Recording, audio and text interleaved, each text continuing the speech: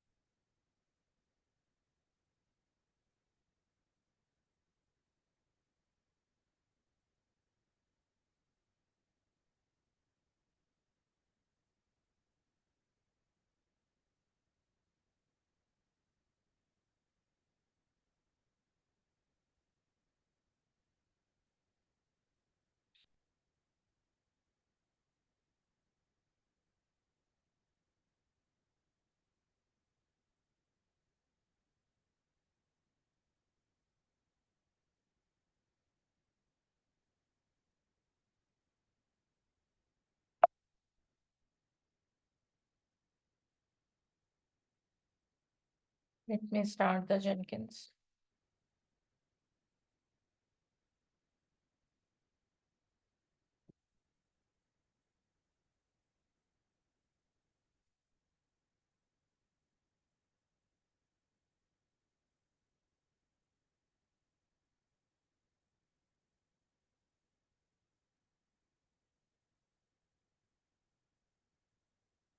So Jenkins is started. Let's connect it from the browser.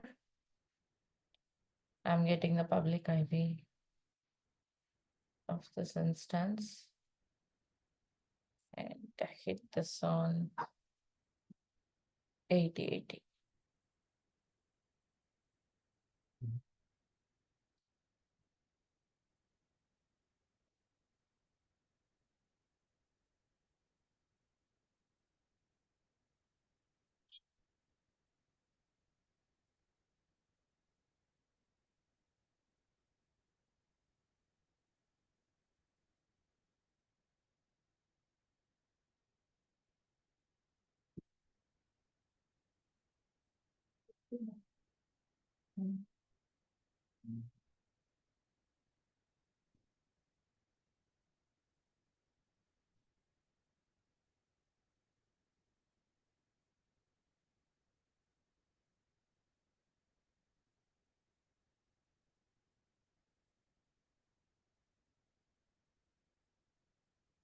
It's loading a bit slowly. Let me check few things here.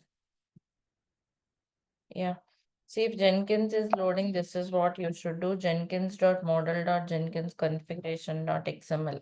Here you need to place the current public IP of the instance. It's 35 is there. Is that the one, right? Currently the instance IP. It's a 52, right? So update this one. That is the reason for slowness.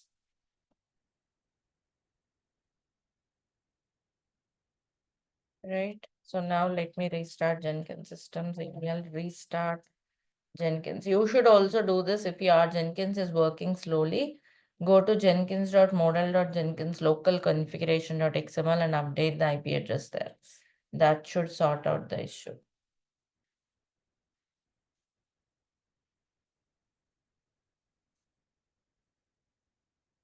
Let that restart.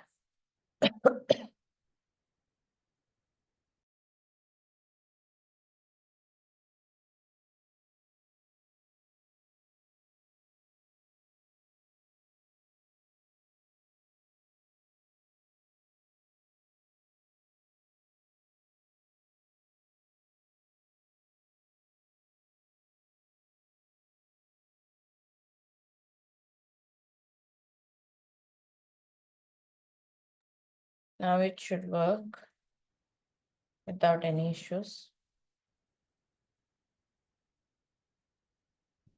Okay. So these are the two jobs we have created yesterday, right? The basic and the sample jobs. I am expecting everyone have completed hands-on on this. Everyone completed hands-on on this part? Is that done from all of you? Is it completed? Whoever not, please make sure that you are doing this hands-on And Surya has completed, he responded on the chat. How about others? If anyone there who haven't started the hands-on or not completed with it, just jump in and get started with this. Okay. So now let's talk about, before creating the real jobs, let's talk about user management. Like we were logged as an admin. Let's say you have a team, right? How do we manage those permissions? So let's look into that. Go to manage Jenkins. You have security.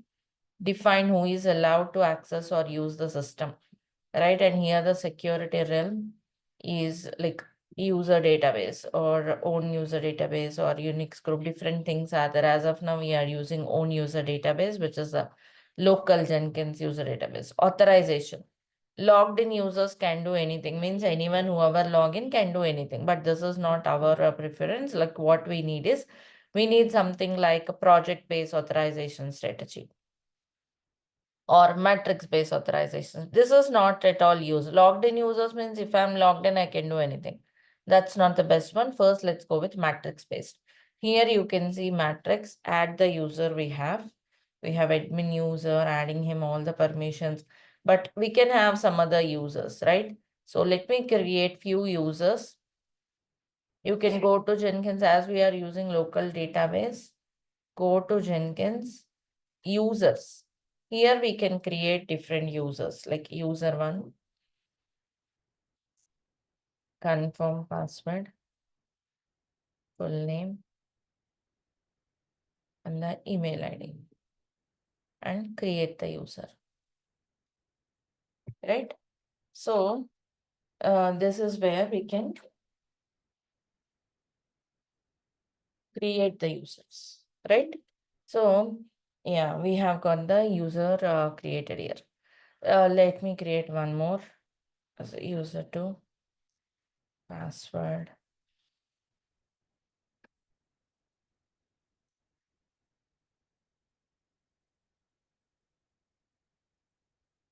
And let this be full name and then the email ID.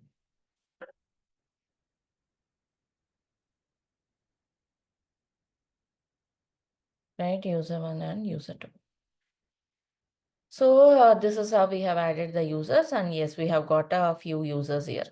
Now, let's say now we have got the users. Let's add permissions to them. Again, go to manage Jenkins, security, matrix based, add the users. User one, user two. Right? So here we have added the users. And so for these users overall, here you can see different sections. You will understand these sections as we progress, but now you can understand, okay, what should be the overall permissions. And another good thing is Jenkins will always show you the help text. See here, if you keep the cursor, it will tell you what is this for.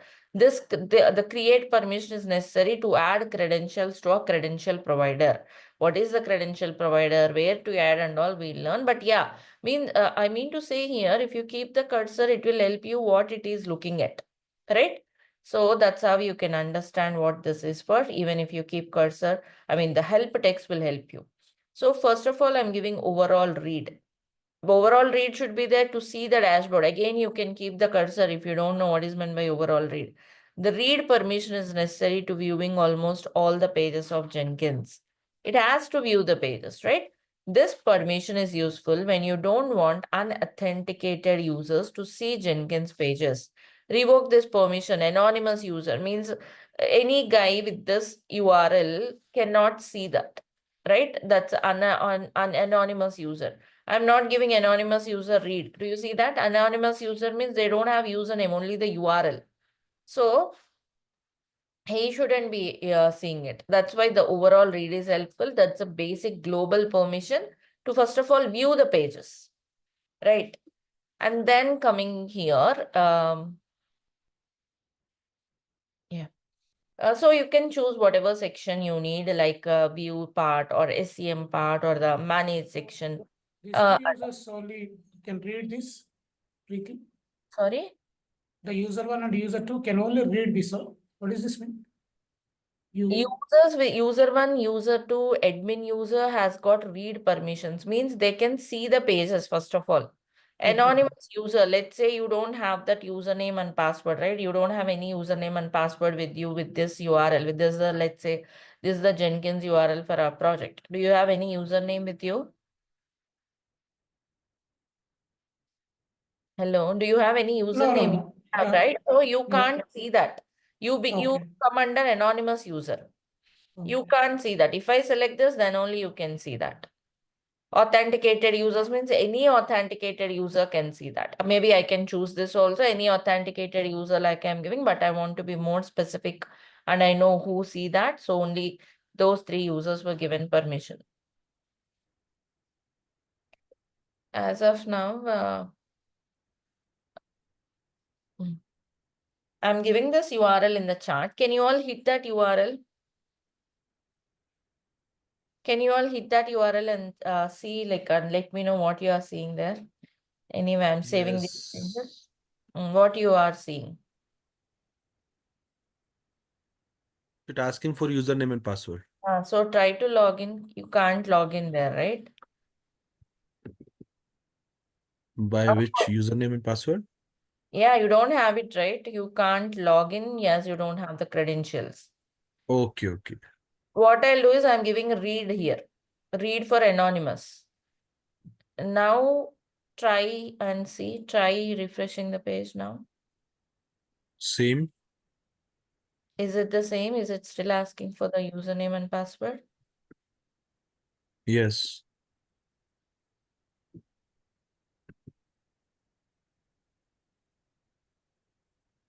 Yes, it is still asking for username and password. Just remove this much and just see this 8080. Hit only till 8080. Okay.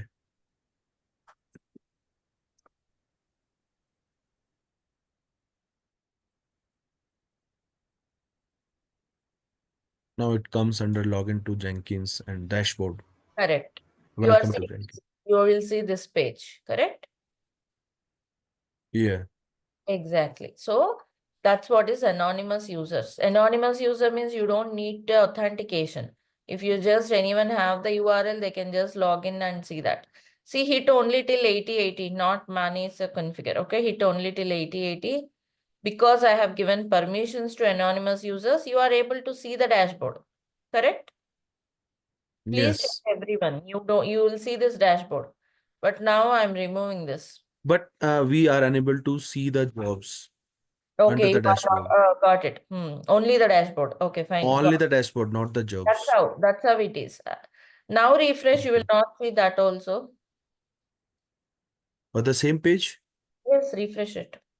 Yeah, You will okay. not see even the dashboard now. You will be asked to log in because Yeah, I've same. got Login. anonymous. Got the Okay. difference now, everyone? Yes. Can I hear from the rest of the people as well? Are you Yes, all there? Preeti, yeah. Yes. Thank you. So that's the anonymous part. Now jobs you are not seeing because for anonymous I haven't given job read permissions. I haven't given this, right? So you wouldn't see the job even though I just have given overall read for anonymous. That's why you are not seeing job some time back. If you want to see the jobs, I should give here job read also. Okay, now I'm giving users also read. And let's assume user 1 is a junior, he will have only read. But let's say user 2 is a senior person, he want to create, build, delete all the permissions I'm giving. Now saving it. Anonymous user can refresh and you should see the job now. Can you try and confirm?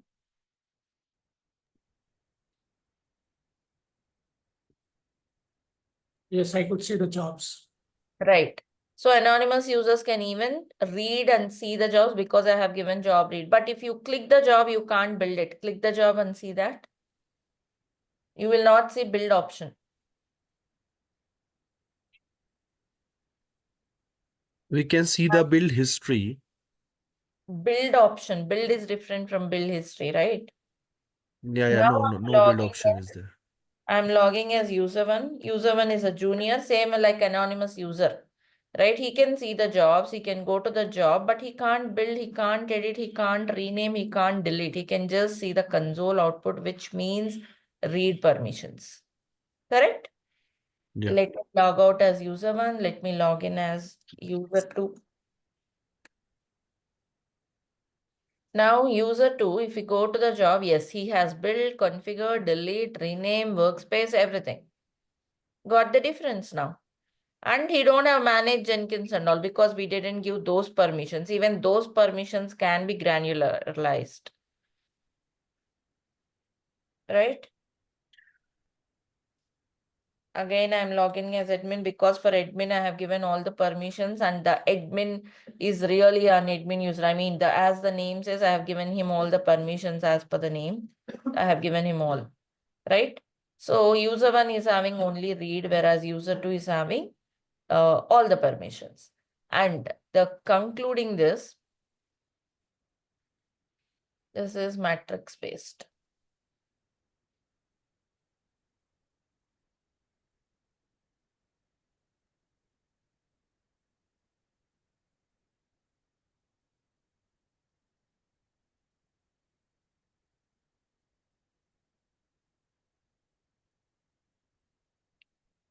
This is, let's say, job 1,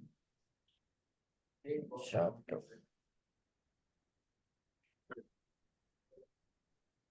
Admin, user 1, user 2. So user 2 is having all permissions across, not all, sorry.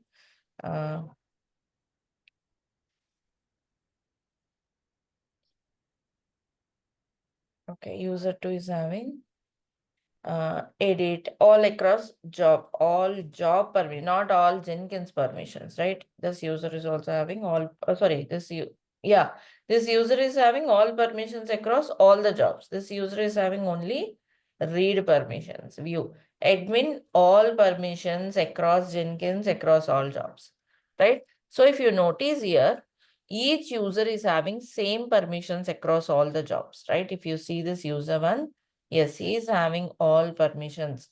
User 2 all permissions across all jobs. User 1 read permissions across all the jobs. That's how it is. Correct? Yes.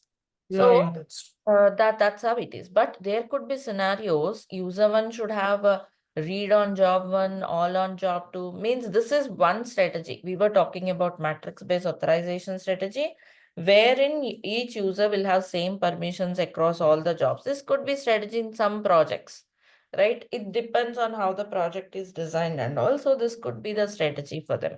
But there could be another strategy as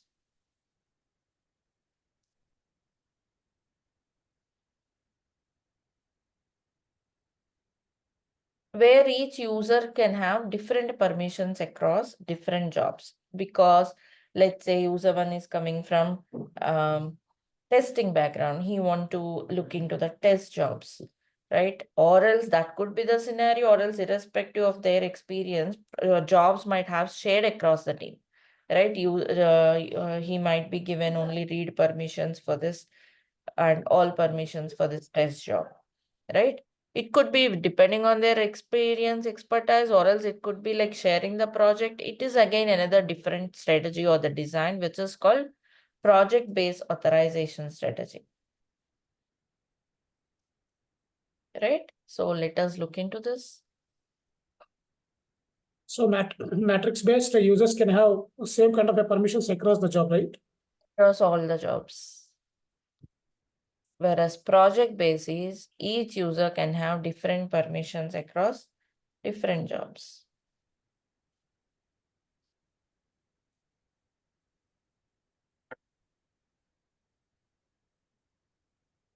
I have added the jobs giving all permissions for admin, first read permissions for the user 1, user 2. Here also minimum permissions. Here global, common, global minimum permissions will be giving here. Save it, it will be saved and will be navigated to the main page. Now, let's go to job. Job specific permissions will be given under each job. Configure.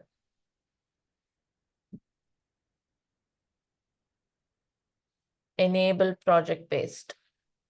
Add the users here, like admin user 1, user 2. So anyway, user I'm giving, let's say user 1 should have all permissions on job 1. So here you give those permissions for user 1 and only read for user 2, right? Maybe this is job assigned to this user. Similarly, go to job 2. Till now we used only the bill section, we used some shell commands, but now under general section, enable project-based authorization, add the users. You can integrate this with LDAP users or Active Directory or else Linux user groups. Then you can add the group name also instead of adding each individual users. But these are, remember, Jenkins application users.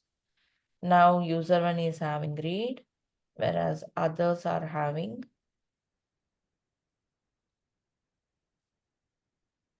right.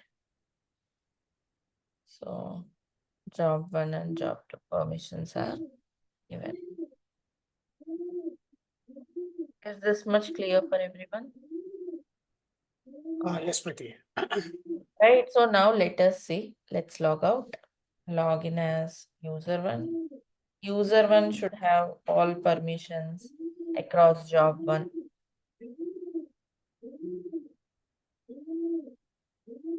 Please keep your mics muted. Thank you. So here if you see user 1 is having all permissions. User 1, all options for job 1. Same user, if you go to job 2, see it's more granularized, isn't it? The same user is having different permissions across different jobs, which helps you to refine the permissions better, right? Similarly, if you log in as user 2, user 2 can have, see, all permissions on job 2, but only view permissions on job 1. That's how we design using project-based authorization strategy. Correct?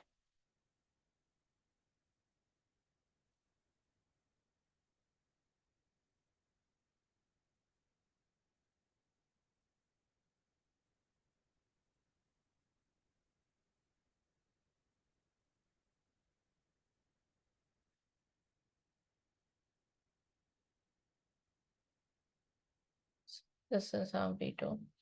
And this is a project. But is there any combination of both where we can achieve matrix-based, project-based combination kind of? Or else which one is more widely used in reality? In real projects, we use RBAC policy, like go to security. Here you can see matrix-based, project-based, and then role-based access control strategy. But that option I'm not seeing. What should I do if I need any option, any feature in Jenkins? Priti, can we make multiple authorization? I mean, simultaneously matrix based as well as the project based. No, we can't. Combination of Only it, at it. yeah, Yeah, only one. sorry. If you want to achieve that combination, that's where this RBAC comes in. Okay. Role-based access control. But we'll see that after installing a plugin. Go to available plugins. Here you can see the whole set of plugins. Role-based authorization strategy. If you select and install, like see here, it will explain enable user authorization using a role-based strategy. Roles can be defined globally or for particular jobs or not selected by regular expressions. If you want to understand more, you can go to the README, how it works. See, then you will see the option after installing it. And how do you configure roles, some examples, everything is there. So let us install it. Once it is installed, you can see that option.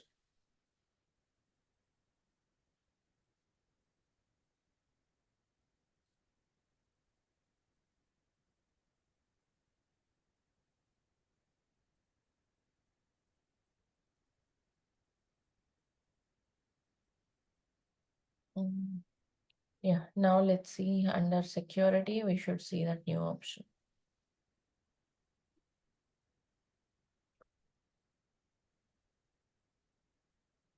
See, now you see that role based. That's all. Save it. Once you choose this option, here you will see this new option created, manage assign roles. Earlier it was not there, if you notice. Now, like what to do? First, we'll create roles like a developer role, tester role. Then what jobs? See, this Jenkins could be used by multiple projects, right? What projects, what jobs in your project you want to access? All of that can be controlled. Let's see. Manage and assign the roles.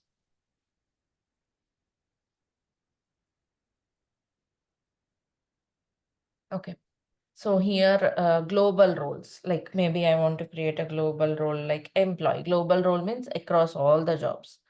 I would like to give all read for all employees. Now, item roles. Item means job specific. You can do this. I'm just saving this much. Okay.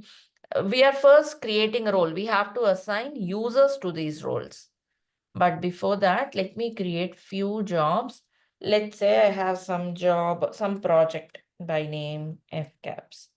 And let's say dev compile job. FCAPS is a project name, let's say. I'm just saving it. I'm not doing anything with it. Let's say I have something else like test compile kind of freestyle job. I have created two more, right? Now let's say go to assign roles. I have created employee. రావాలా నేను Please keep muted everyone. వస్తా ఉన్నావుగా ఇంటికి Chandra, వస్తావా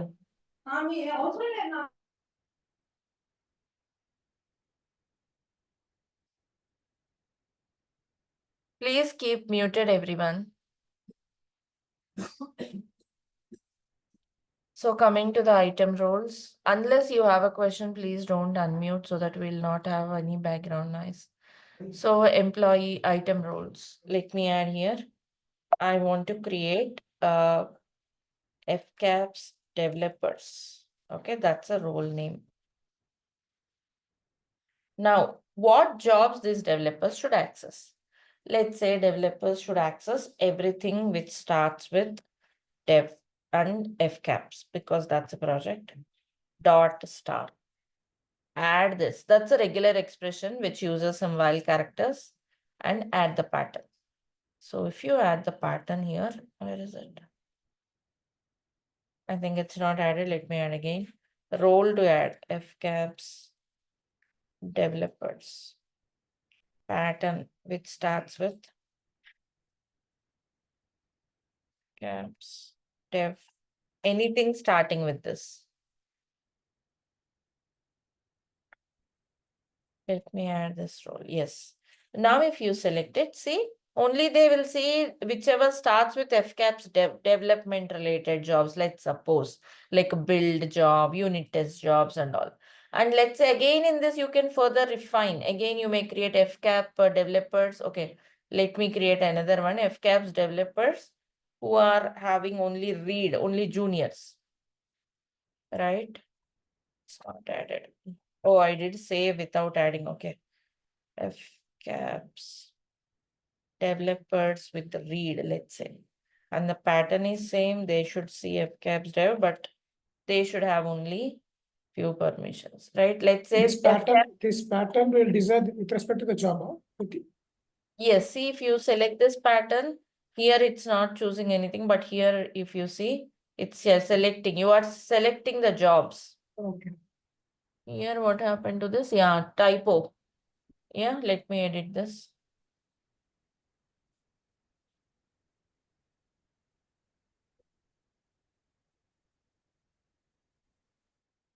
Right now, yes. Right, again on the FCAPS jobs, whichever related to this project, there's a developers means, let's say he will have all the permissions, seniors. Okay. Let's say you have two people who are FCAPS senior members in the project. I would like to give all. For the same project, let's say there's a junior member only read, right? Similarly, let's say test read. test read for all the ones which starts in the same project. It means you could further refine. It could be multiple projects. It could be same project, different roles, right? Let's say FCAP's build role. Build role means they can only build it.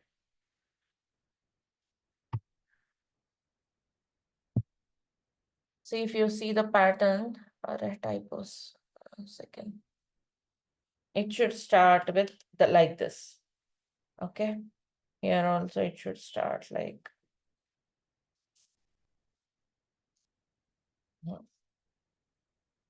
Right here they will see read, move, and so on. Only read. Let's say build means yes, these are senior guys. Understood? Now these are the different roles. Apply means it will save and you remain on the same page. If you click save, you will be navigated. It will be saved and you will be navigated to the main page. Priti, And where they found that pattern under the role name? Sorry, under the job names. How can we define this pattern find out? first of all, roles are created, right? FCAP Okay. developers means they'll have whichever job starting like this, FCAPS underscore dev compile or FCAPS underscore dev deploy. And the list of jobs which matches the pattern will be seen like this, right? So for those jobs, he has all permissions. Developers means seniors. Dev read means developer juniors. Same list of projects, but only read, right? So this is another set of users for test project, same kind of thing. You may have so many roles, credential access, you can use SCM metrics, so many things. That's a roles created. Now, these are the roles. 2 global roles, 4 item roles. Now, assign the roles. Users will be assigned to this. See, you already have roles. Admin user is in the admin group. Now add the user. I want these users as employees. So assign the roles. Making sense? Assigning global roles. Okay. Now, what do you want admin? I don't want admin into the jobs, but user one. User one is a senior developer, let's say. Then who is user two? User two is a junior tester. So test read. Now, is it making sense? Creating roles and assigning user to the roles. Roles will have all the permissions refined to each job level. So Preeti, maybe in the real-time systems, we may be having the so many jobs, right? Maybe tens, 20s, 100 jobs are running simultaneously. Groups. You will add the groups, not individual users. Second thing is this job, this filter is filtering only one job because only one. Yeah. There might be so many filtered under this. We'll So, group it and add. Huh? So We'll many. group it. This is first pattern to select the job. Okay, Okay. whichever starting with fcaps dev will be under this pattern. I have given fcaps underscore dev dot star means whichever job starts with this will be under this. There could be some 200 jobs under this, right? Yes. So all of them dev read could be only read. They'll have only read. So how you are assigning permissions to those jobs, we are refining this way. As of now, I have only one job, which is dev. That's why it's showing one. so basically pattern shows the suffix of the name of job. If suffix matches, Pattern is something to oh, filter the jobs. You define the pattern. It could be suffix or prefix. That's where regular expression comes in. These okay. are the regular expressions using while characters, dot, star. You could use, if you are well into those regular expressions, you could customize to any extent. And Yeah. filter the jobs Okay. from a particular project. And then this is a role which will be working on this set of jobs. So what are the permissions this role should have? Only read. Then assign this role to 10 users or 20 users, whatever it is. Got it. So basically, Yeah. irrespective of the project name, any job starting with this, FCAPS dev will be tagged to, I mean, they will have access Yes, to the irrespective of respective project roles name, of, means this yes, would be, yes, they would be creating their jobs with their project name, right? That's Right. it. FCAPS is a project. I'm assuming FCAPS is a project. Okay. Are the different jobs. And again, there could, sorry, different patterns. Again, under this pattern, there could be so many jobs, which starts with it like this. Yes. So whichever starts like this, all of these jobs, whichever start with the dev, again, even though they start with dev, different roles are there, read roles, build roles, again, delete roles can be there, or else SCM roles can be there, credential users, credentials who configure credentials could be someone else for them. So you can define so many roles for the same pattern. Understood? Yes. You may have 100 jobs. Out of those 100, let's say 10 jobs, again 10 jobs, there could be so many teams of or groups of people. Like a group one, we can build, group two can view, right? Or group three can modify the credentials, group four can view their SCM config, something like that. You can create so many roles. Actually, these are roles. What I'm talking about is role, right? So create different roles for a set of projects, give some permissions to the role. How do you give permissions to the role? See here, job read, job build. Then assign this role to the user, or else add the user to the role, like add the user to the group. These roles are like groups. For your understanding, you can consider them like a group. Read group, build group, test jobs read group, kind of. And these are the permissions. You are creating the groups, giving the permissions. But this group, okay, groups are created, but how do we know which group is having which job permissions? That's what pattern. So this will give control on job, which job. Making sense now? Role is like a group, pattern is like filtering the jobs and assigning, mapping them to the group. And then add permissions to the group. But where are users? That's where assign roles, assign the group, assign the role, or else in the reverse, add users to the group. Got it clear, everyone? This is how you Yes.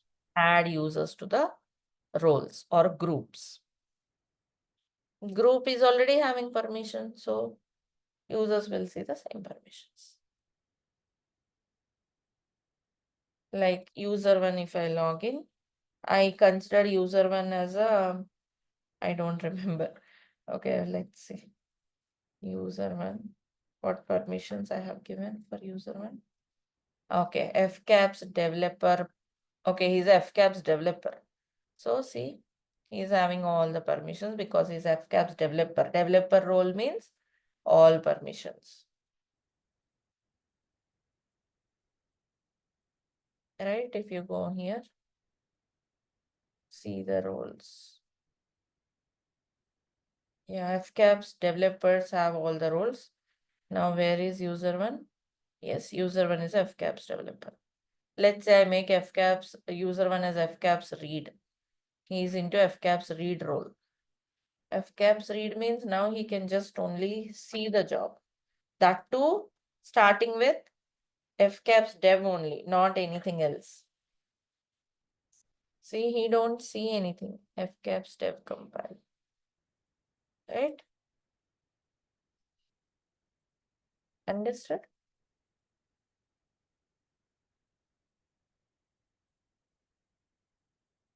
Any more questions from anyone? Are we good?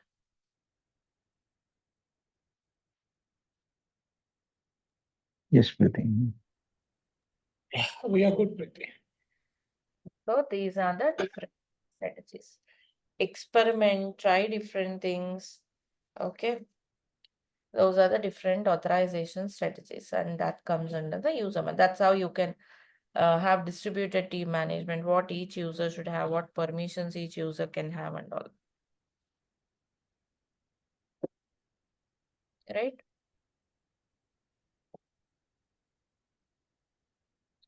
And then, yeah. So we also have installed plugin in this process, right? That's how you manage the plugins, adding and removing the plugins. This is where you will see all the available plugins. You don't need to remember or learn all of them.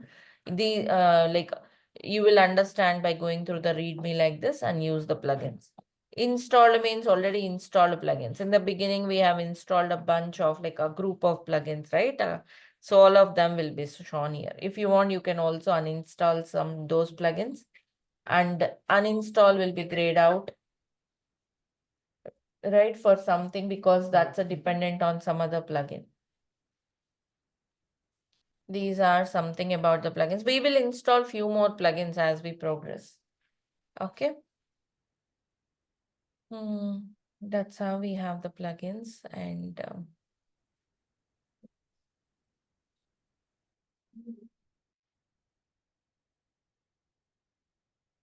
so, and also if you notice till now, we are going to job 2 and clicking on build now, right? This is how we are building the jobs, isn't it?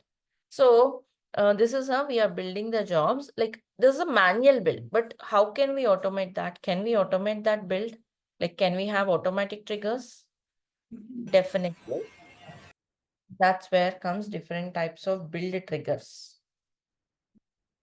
You can have different build triggers, and first one is timer type of trigger, Coliseum type of trigger, webhook, and the other one is trigger by another job.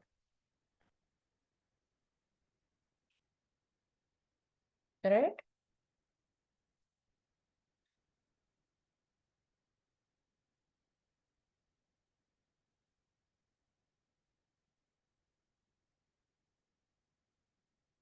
So now let us see different type of triggers. First one is timer. As the name says, timer means you set some time on that's where the job runs. Like a kind of alarm kind of. Let me show you for the job 1, or else let me show you for job 2. Anyway, it's creating a date command. Of course, you can do it for anything. So now coming here, till now we use this section. Now come to build triggers. There is something called build periodically. Right? What does it mean? It uses some cron tab. Cron tab is a Linux concept. So using this, you can schedule some time, and at that time, your job will run. You don't need to go and learn that cron and all. You have this website like, okay, cron tab. Here you can give some set, okay, first let me explain you the syntax. It will have 5 tabs. And if you want to know, you can also click this help. Minutes, hours, day, month, and week. 5 tabs. First one is for minutes, second one is for hours, third one is for day, month, and week. See, and all the valid values are here. Using this, you can set some timer. If you need any help, you can also try out something like this. See, it's giving an example. First one is 5 minutes, means, see, for 5 minutes. Fourth one is 4 hours, right? Let's say I want to run it, let's say 10 o'clock this morning. 10:05. Let's say I want to run it 10:30 today. See, 10:30. Or else I want to run it on a specific day. Today it's the 25th. Let's say I want to run today. See, only on this day, on 25th, it will run. If you don't give here, and if you give here star means every day. Every day at 10:30 it will run. Here you can see next values also. If you click next, today it will run at 10:30. If you see next, 26th, 27th, every day. Do you notice that? Because day part is star. Day means dates. Let's say I just want on 25th. See? Oh, it's going to every month as well, because again, this is star. Okay, I just want on October. And also every year it will go. Do you see 24, 25, 26? Let's say I just want it on this year. Right? There is no next for it. Only one run which would happen at 10:30 today. That's why next is gone. Let's say I'll put star for year place. See, it will run at 2024, October 25th, 25, 26. Let's say I'll give here also star every year. Sorry, every month. If I don't give this date also, every day. If I give here also star, every hour. Following, that's how you can understand this and set some timer and try out. Like this is basically to set some timing. Let's say I want to run at 11:30 kind of. So create some schedule and put it. For our lab, I'm just doing every 2 minutes. I can't wait more than that right here. So I'm just giving every 2 minutes. If you want to understand, you can try out. Every 2 minutes means /2. Also, every hour. See? So it will run at 8:22, 24, 26, 28, 30, 8:24, 8:22, and so on. Right? So I'm just giving every 2 minutes timer. Save it. Irrespective of what is this job, it will just run every 2 minutes. Earlier, I'm going to click on this, right? Also, earlier jobs, if you see, started by user admin, manual trigger. But now let's see what happens. Also, this job is creating a date command, right? It's running date command. So the file should be updated every 2 minutes. This is one way through timer. This is used for something like routine jobs or batch jobs or some notifications if you want to trigger at a particular schedule. That's where these jobs can be used.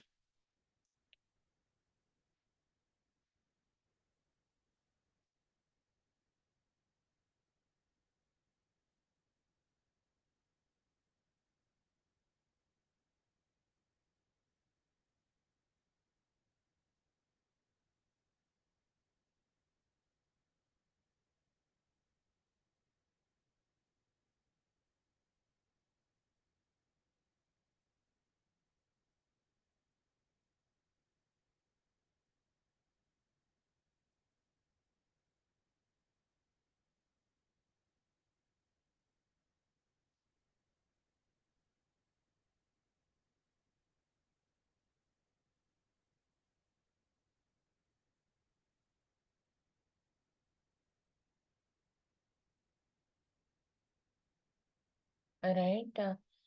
So now, okay, let's wait. Maybe I might have given 1 minute. Let's wait. So it will run every 2 minutes, or else you can just set for 1 minute also. That should be fine. Every 1 minute. See, 8:23, 8:24, or else every like half minute. Is that possible? It's not showing for half. Only one you have. Every minute, and let's say every 30 minutes it will run. Yes. See here. Every 30 minutes. 30th hour it's sorry, not every 30 minutes, every 30th hour. Yeah, see, bill number 7 triggered. And if you see, started by timer. Do you notice the difference? Earlier it is started by user, started by timer. And again, the what it does would be the same. It has executed date command. You can check that date command output. TMP, sorry.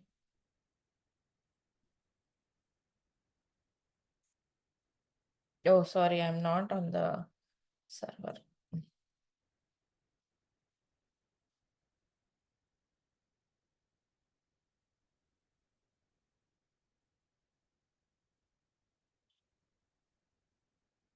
Date command. Right, I think this is the one which is this is the one which is executed 252. And let's see. When will be the next trigger? See, 252, correct? And that 252 is here. Because it's printing the date command. That job is running this command and placing into this file. Yesterday we created this job. When will be the next trigger? 254. 254. It's 1 minute 45 seconds. In 15 more seconds, there'll be one more trigger. Let's wait 15 seconds. So this is the timer. So it also shows you started by timer. 8th one is already there. Yes, 254. And if you see, okay, let's see here. Yes, right? So whatever it is, here this job is running date command. Your job could be anything else. It just runs irrespective of what is present in the job. It just triggers as per the schedule every 2 minutes like this. So this is one type of trigger. I would like to rename this as timer trigger. Right? So, okay, just keep on triggering every 2 minutes. Perfect. Now let's say that another trigger is poll SCM. Poll SCM means, what is SCM? Second trigger. third trigger, fourth trigger. What is a pole SCM? What is SCM first of all? SCM means source code management system. Let's say I have my repository here. Okay, any changes done should be identified, let's suppose. Okay, let's say whatever change, any commit happen here, I want to trigger my pipeline, pull the code, build it, and so on. That's what we were talking about, right? How do you achieve that? That's where comes pole SCM trigger. Okay, I am just, okay, let me create a new job.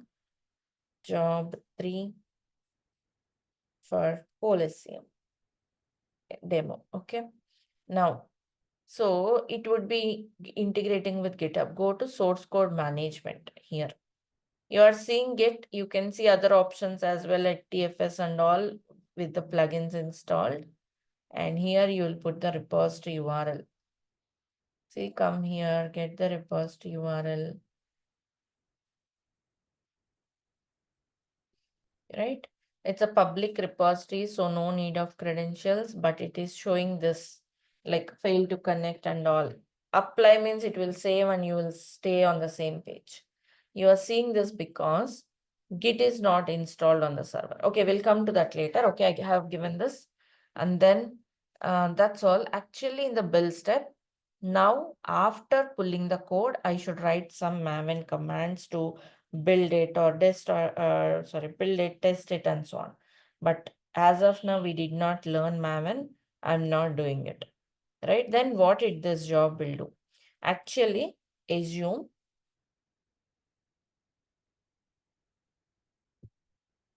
I have some build steps. Okay, what is this and all we'll learn later. Let's say I have added this. Then what it will do, it will pull this code and it will do packaging. But where it will pull? Anyone? Into which location, on which server it will pull? Default home directory. Exactly, onto the default home directory, which is var lib Jenkins. This is home, but under home directory, workspace. Every job when it run will have its workspace. See here, I have run these jobs, so those workspaces. Similarly, when I run this, it will create a workspace by this name, means folder by this name, and it will clone for the first time and then run this command. Next time, second run onwards, it will pull this, pull the updates, means it creates a local repository in that workspace directory. That's what this job will do. But for now, we did not learn maven. I'm deleting it. Means it will just pull the code. That's it. Is that making sense? Understood everyone what this job will do and how it is incomplete? It's incomplete actually. There is no purpose of just pulling. After pulling, you have to build, test, and so on. But for now, it will just pull.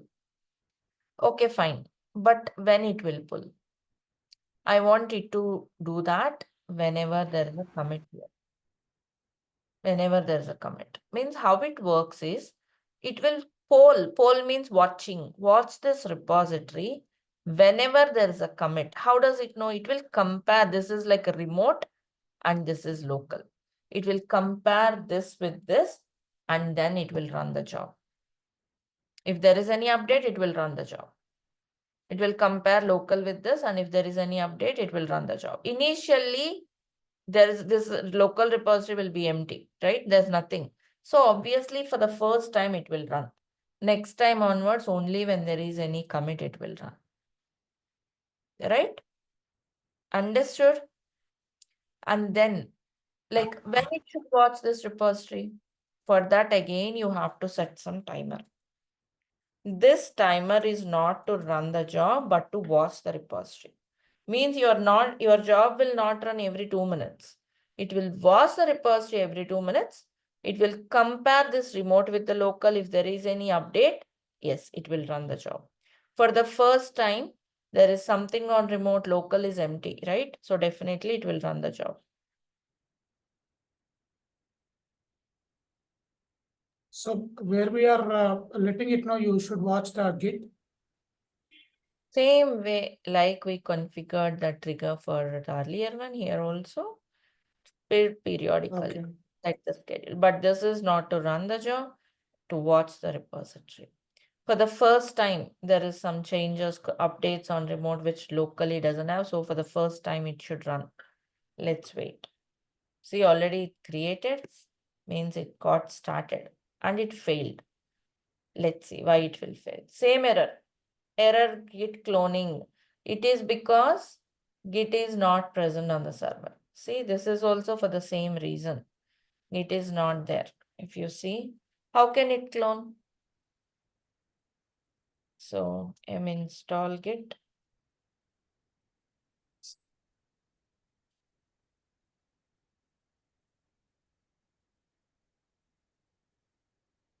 Now, if you refresh it, that error should be gone. Yes. Now it should work. Every 2 minutes it will watch. Now it hasn't cloned, right? It should run automatically again. Has it cloned? Let's see. Go to job 3. See? So it will compare this with remote and it should clone. Let's wait. 1 minute, 3 seconds, 2 minutes, it will poll it and it should clone again. Let's wait and watch.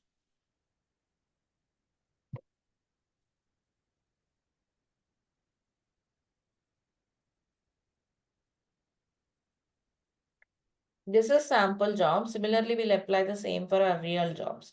So it will watch it and it will clone it.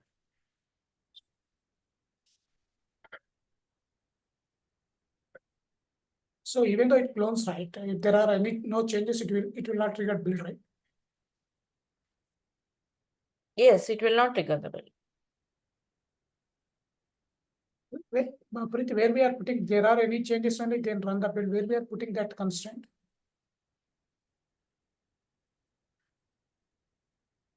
Here.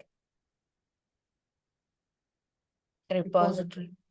Yes. And then the bill periodically schedule. It means that actually, sorry, I have selected the wrong option. This is the one we should choose. That is a policy. Yeah. This is where, but still the cron syntax we should give. 4, 5. This is poll SCM you should select. I'll move this to another job, okay? I'll just clean up this one and I'll create a fresh job. This. Okay, let me create job 3 new timer. Sorry, poll SCM. So trigger should be poll SCM. Again, it will ask for the time, the cron syntax when it should watch. This So when it my should question watch. is, Preeti, like we are mentioning the timer, right? Apart from mentioning the timer, whenever there are changes in the Git, it should automatically run the job. Isn't it like that? See, this is timer to check the repository. Okay. This is Not to not for run job the run. job. I already mentioned you. It is to check the repository, not to run the job. Your job will not be running every 2 minutes. Your job will run only when there are any updates there. Let's see now. Git is already there on the server, but now this is not the workspace, so it should create a new one. Job 3 policy and let's wait. This timer is to watch this repository, not to run the job. So it watches the repository, it fetches the changes into the workspace, right? Yes, it will compare that remote to the local. Workspace one is like a local. So, okay, now we are not running any job, right? Not running any job means it will compare, right? See, it started, it will compare this with the local one because That's local. not my question. Because in the Git repository, we are not doing any changes, right? So we are not going to build any new job. It will build because first time these are the updates. If there are any updates here which are not there in local, your job will run. If for the first time my local repository is empty, I don't have this folder at all initially, means the no local repository. So it will compare this local with the new one. And because there were some updates, yes, you can see hidden folder also .git local repository is created. Now, last build happened 37 seconds. When will be the next build? Anyone? When will be the next build? When you have Okay. some changes When in the there will be new changes or new That's commit. all. That's all. Whenever there is a new commit, it will compare. Means it will watch this every 2 minutes. If it finds some update which is not there in local, because it will compare this with this local repository and it will make a pull. First time it will clone, next time onwards, it's like a pull. Of course, after pulling, cloning, it should do some package command, something, but we didn't learn that. So I have just configured half the job, let's say.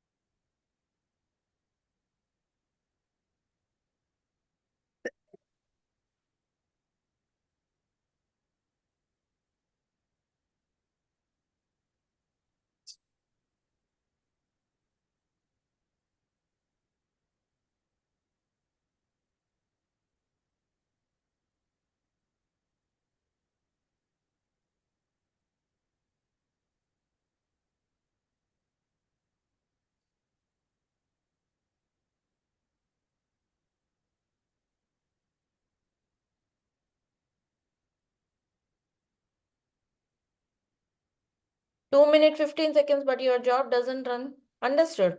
Whereas the timer one, see, 3, 4, 3, 6, 3, 2, every 2 minutes, irrespective of what may happen to the job or not.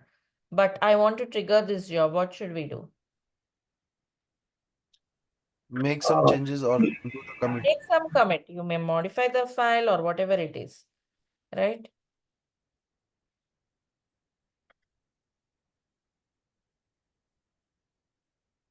So some change was there. Some commit happened now. Let's see. It should start. Also, by the way, let me show you this. Started by an SCM change. First one is started by user. Timer one is started by timer. This is started by an SCM change. Right?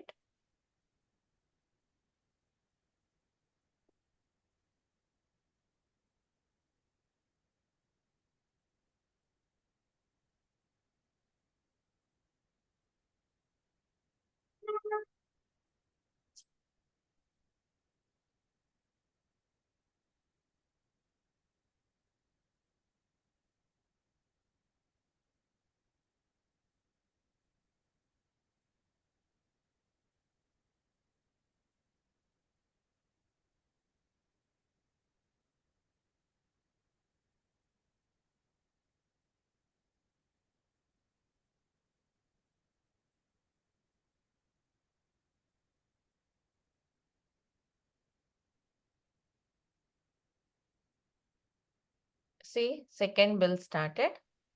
And you could see started by an SCM change. And which change led to this also will be shown here. Here, if you go, it will show you the commit ID, right? 5A, this one, which led to this build as well. So this is what we were talking about. Whenever there's a commit, it will pull the code and build it. So we have to configure it. Now you should also see the update one, this one, right? This is the poll SCM one. So maybe like you can watch it every day once or else every day at 4 o'clock because that's where developers will release. So according to that, you can use this policy. Are the two timers clear for all of you? Timer and policy differences? Yeah, generally Yep. it will be like which scenario in Yes. real time, Shivan? I mean, Niti? First one I told you, right? Routine jobs, batch jobs, or any notifications, cleanup jobs. Same routine job you want to run every day and some midnight, you will schedule some timer or Okay. notifications or cleanups. Whole SCM is like where when you want to trigger whenever there's a commit. And then comes the webhook. Let's see this webhook one.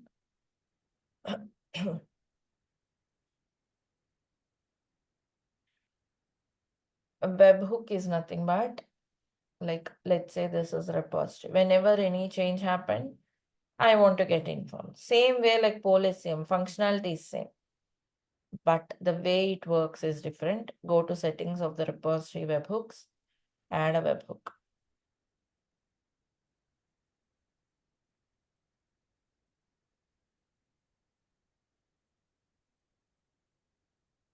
So here you can add your Jenkins URL for the webhook.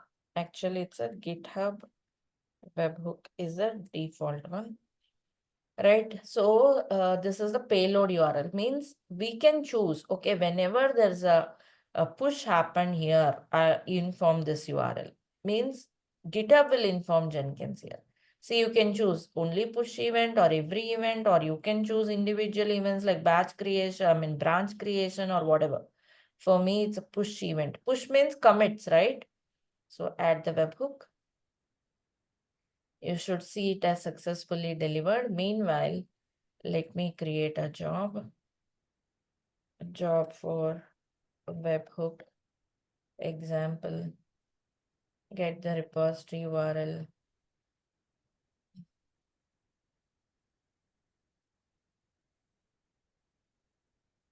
Here also same, it will clone and it will execute, it will build. Here you should choose this one, GitHub hook trigger for SCM polling.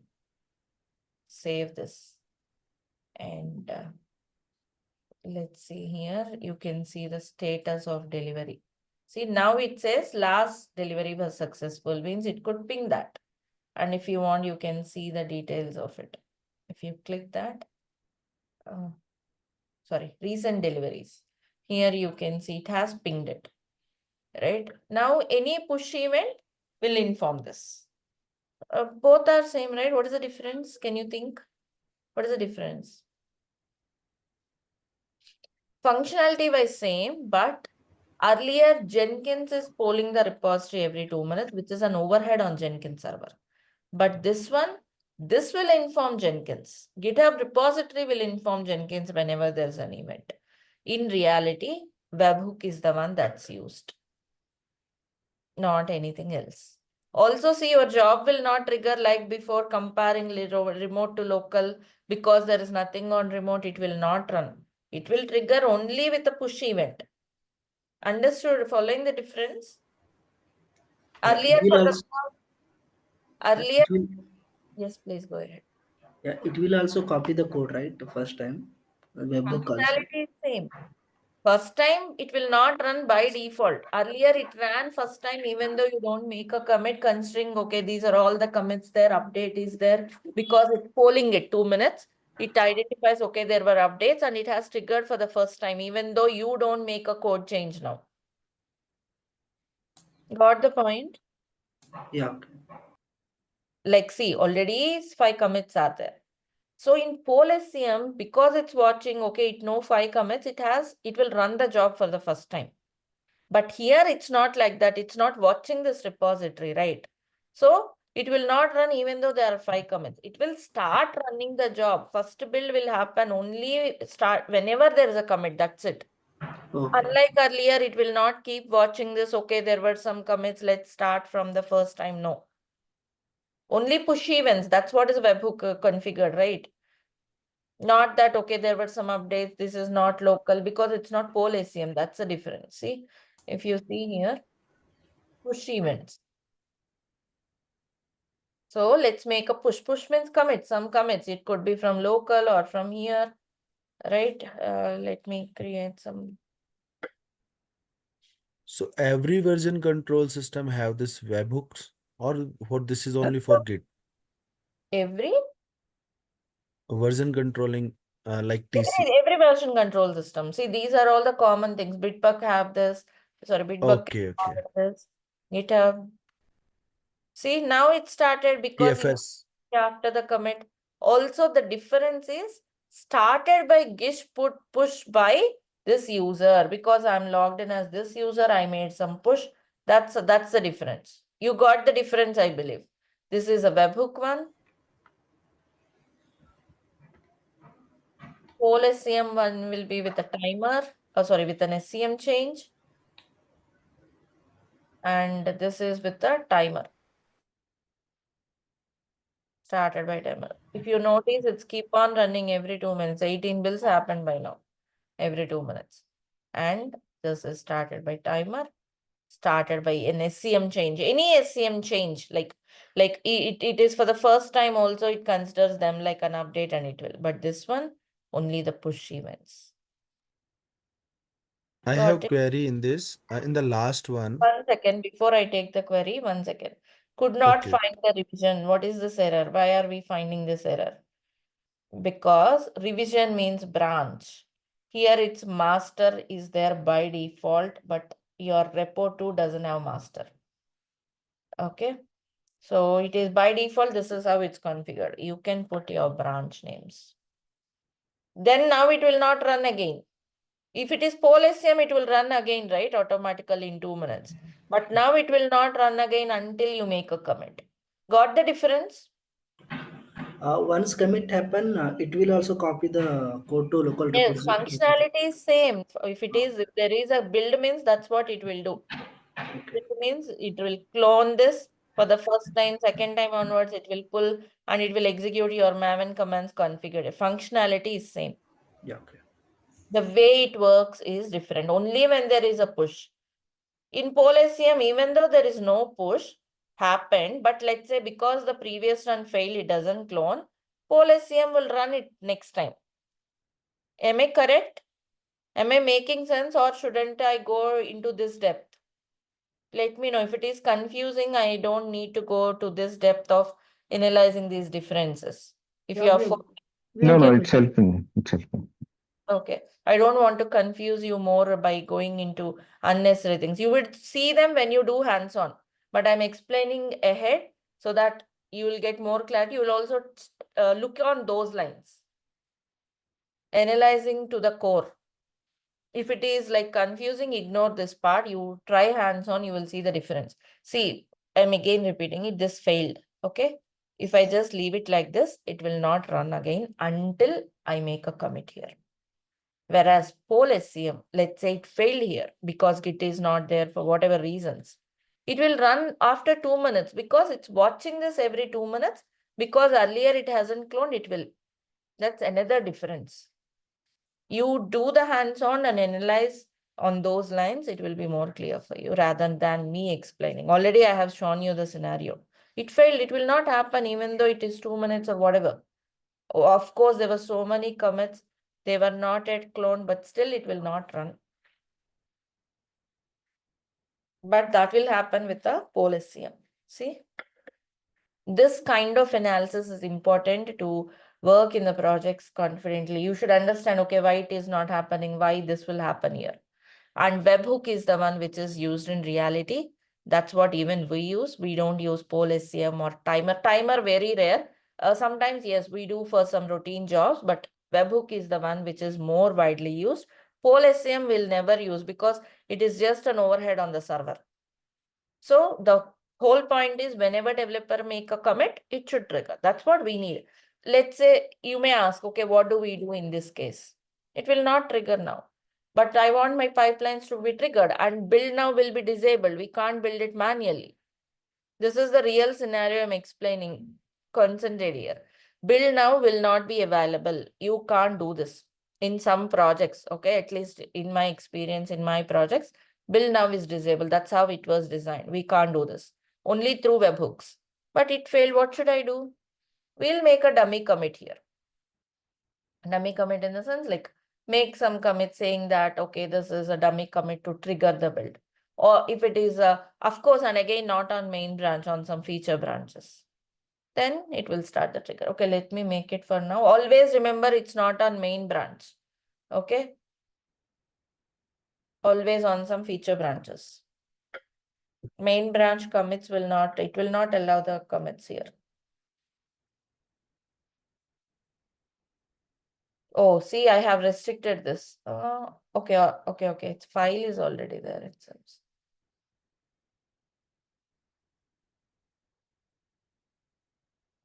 Oh, I made, okay, I got it. Let me just make some change here.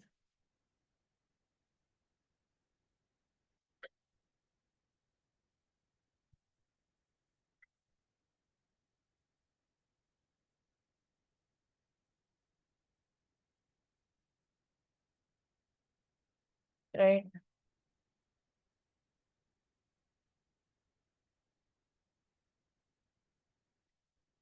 See, now it went well. It will show you what led to this, the revision number started by GitHub, Git push, and it has cloned. Now, cloning is not the job, right? Just for cloning, you don't create a job. You should clone and build it, package it, test it. Because we didn't go to that part, I'm just showing. Don't think that you will write a job to clone the repos. No. These are the different type of triggers. Any questions, anything you have? Fourth one, by another job. This one we'll see in the next session when we create a pipeline. And Yeah, Preeti, remember, I have a question. 1 second. Remember, we will not create jobs like this. These are for test purpose, quick check purpose. Then how do you create your pipelines? How do you create your jobs? We create a pipelines with this type, multi-branch or pipeline type. That too with a Jenkins file. Those are all the real scenarios coming up. But to go there, you should know these basics. Yes, please go ahead. Yeah, in the webhook, is some user developer commit changes and some another developer commit the changes, then whose name will replace when it's automatically built here? Whenever developers are pushing here, we have learned merges already, right? Conflicts we have seen. If they're pushing from local to here, how they see the conflicts and all. Finally, they'll resolve the conflicts and one push will happen at a time, right? The single second two pushes can't happen, isn't it? So whenever there is a push here, your repository will run. Multiple developers working, multiple developers pushing conflicts, we have already learned if you remember. Yeah, Those that are one is. those are Oh, sorted out and then a commit comes in here, isn't it? Only once those conflicts are sorted, your push or commit sits in the remote. okay. So See, it shows let's say we this do are username. we are the two people who are working, okay? Okay, I have some changes, I'm pushing it. Okay, when I'm pushing it, I got a conflict, right? Let's say it's a conflict from you. We both will sit, right? okay, Both will sit, we'll fix it and we'll figure out, resolve it, make a push, correct? So finally, that's a commit there on okay, repository is one. After resolving the conflict, it's sitting there. So when there is a commit, it will trigger the pipeline. Those are all sorted out. Then a commit comes onto this remote. When there is a commit or push here, then the pipeline will trigger. okay, got it. But can you Mm, please go to the build section through the webhook? Any of the build? Yeah. Click on this mm. Which first one? first build. Yeah, this is started by GitHub push by Preeti ID. So Mm. this is the developer name who commit, or this, what is it? Whoever makes a commit here. Preeti D is my username. Okay, if suppose there is a developer, let's say developer 2 commit, then it shows the developer 2 here. I mean Obviously. on the Jenkins. Correct. Whoever makes the push, Okay, that username will be shown here. okay, got it. Okay, thank you. Also, it's showing you the change, like the revision commit which led to this here. This is the commit ID. This is the Okay, reference. got it.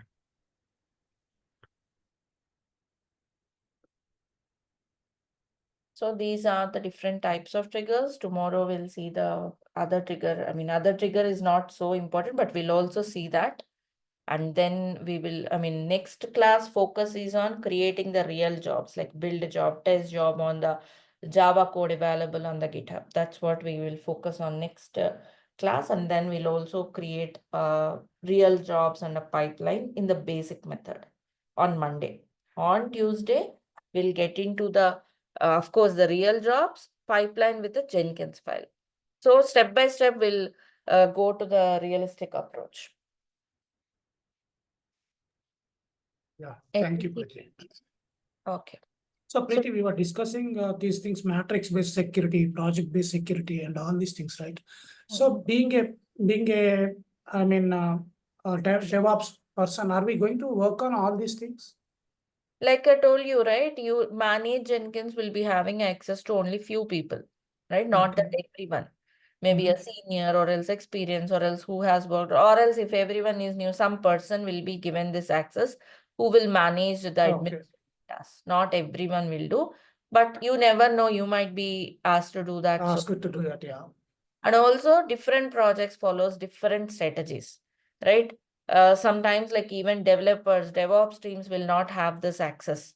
Only the person like there will be Jenkins at org level, and there'll be a separate team sitting to manage Jenkins. That could be the case as well if it is a huge organization, right? There'll be a separate team who works only for Jenkins. So they will take care of it. Permissions of Jenkins, what users should see, what developers should see, what DevOps teams should see, all of that.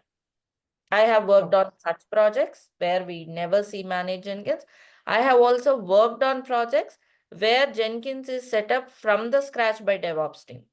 I worked at that level also. Like particularly in startups, definitely you would be having a chance. That's actually a very good way to learn. Like you will see from the scratch, like configuring Jenkins, configuring the RBAC. Again, when RBAC it's not working, we stepped into SAML. It depends on like your org structure, how it is working and all. But yeah, you should know these, whatever we have learned, if you could expertise, you could work on both of those methods with exploration. Those no one will teach, or it will not work also. You can't learn because it's not a fixed thing. It depends on orgs, their design and all. But whatever we have learned here, if you master, you could work on either of them.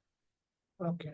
And coming to this Jenkins certifications also, right? Still that is valid these days. People are doing the certifications. People are asking for certification in companies. Certifications are there, but I don't know much about Jenkins certification because I haven't have my Jenkins certification. And for DevOps, Jenkins certification is not very widely heard about or having demand is what, in my opinion, we don't look at Jenkins certifications at all. We look for Kubernetes, Terraform, these certifications, or Ansible. These are more for DevOps perspective. Jenkins, even developers also use it without DevOps approach. Even the Agile methodology also Jenkins is used. From DevOps perspective, you should focus on those certifications. Jenkins, if you learn, understand thoroughly, that's enough. And another thing, everyone should know Jenkins. Even though you are focusing on deployments, okay, you are more interested into configuration management, Ansible, monitoring with Prometheus, but Jenkins, everyone should know. These days, CI/CD pipelines were becoming like every company was stepping into it. So you should work more for it. Like you should understand the flow. So even though you are a DevOps person or not, everyone should know Jenkins. Whatever tools we have learned till Jenkins, everyone should know. Of course, even Docker developers also should get into that area. But for DevOps, it's mandatory. You should master DevOps, Kubernetes, Terraform, Ansible. To become a good DevOps engineer, again, there are quotes. There are people who claim DevOps, but it all depends. It's a continuous learning path. All right, then we'll close here and we'll continue on Monday. Utilize your weekend. Have a happy weekend. Also, happy learning on your weekend, I would say. Right? Until you expertise master these subjects, spend your weekends also, like spend some time on your learning. Yeah. Thank you, Pati. All right, then. Good day. See you on Thank Monday. you. Bye. Thank you. Thank you. Thank you. Thank you.